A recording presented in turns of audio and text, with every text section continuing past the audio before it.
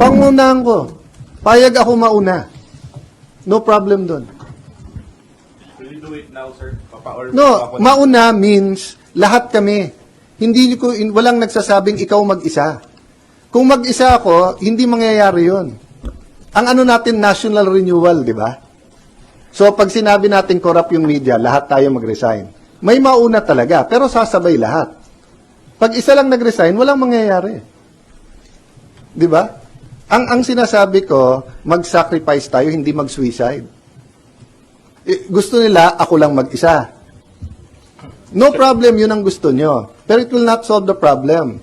The problem will have new hope if we do it all as a group. Kung gusto nyo mauna ako, basta't may assurance akong susunod kayo. Sen, tingin niyo po, pag pinanganahan niyo po, walang susunod sa inyo? Tingin ko, sa ngayon lang, kahit sinong mauna, baka nga hindi eh. Suntok sa buwan naman tong proposal na to. But you never know. Minsan tinatamaan ng buwan. Kasi kung hindi, anong alternatives? Kudeta, people power. Hopefully, hindi tayo umabot doon.